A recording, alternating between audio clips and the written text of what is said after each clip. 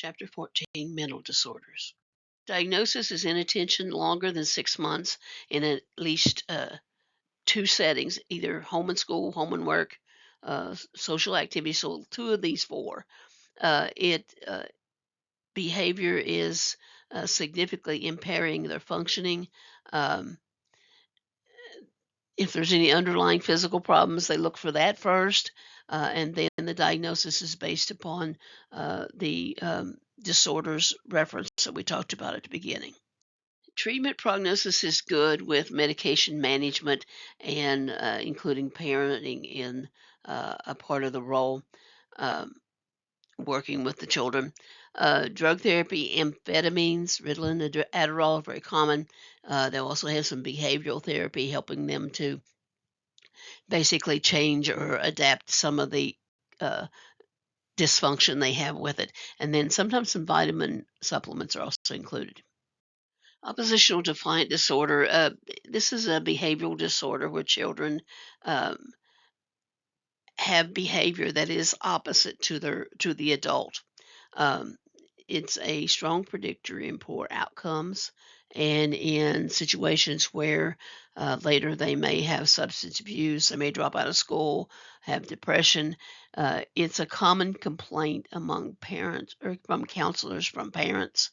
Um, it's seen in people who have signs of ADHD, in those who have poor social skills, and those who suffer from depression and uh, not performing well in school. So these are things you see with oppositional defiant disorder.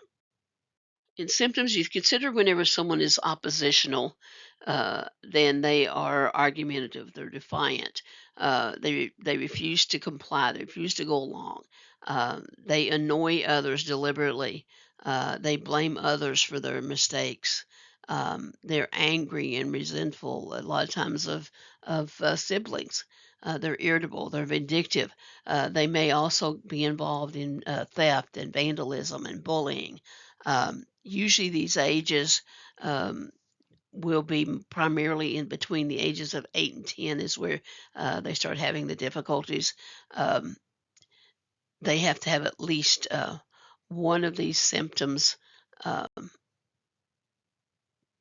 fairly often in order to get the diagnosis. So, at least 3 times a week uh, for at least 6 weeks for the diagnosis.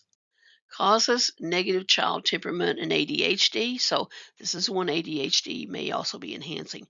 A negative parent temperament. So parent kind of opposes the child opposes the parent. Ineffective child management, parent and family stress events. May do medications, um, Risperdal, Zyprexa. Um, Most effective form of treatment is family therapy. Um, and If they begin to demonstrate conduct disorder, then it's a more severe disorder with a much poorer outcome. Tic disorder, sudden, rapid, recurrent motor movement and vocalizing that is not rhythmic. It's not a pattern. Sometimes it's just one time. Or it may come with things like eye blinking or facial grimacing. It can be once, can be multiple times. In this case, coughing, neck jerking, facial gestures, touching, jumping, stamping. They may have vocal things like clearing their throat or sniffling or snorting or grunting. Um, they repeat words that are sometimes socially unacceptable, and then they repeat their own words.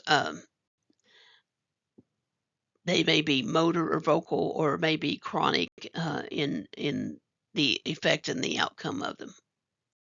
Tourette's disorder is classified as a tic disorder. It comes with multiple motor tics, so muscle-based type things, along with a vocal tic, and they can be at the same times or at different times. Uh, in symptoms may have things that are vocal, things that are out loud, so clicks, grunts, yelps, barks, snorts. They may blurt out in the vicinity at a point, inappropriate point, if there's an appropriate one. Uh, they may also involve head movement. Um, the the nature, the number, and so forth, and the of the ticks tends to change over time.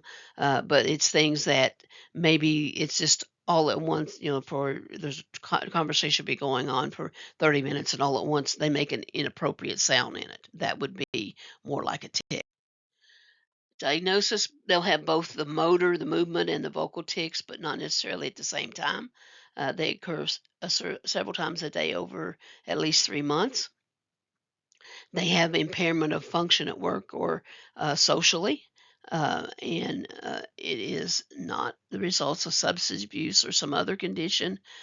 Usually, it starts as early as 2 years of age, but they will have it at least by the age of 18 if they're going to.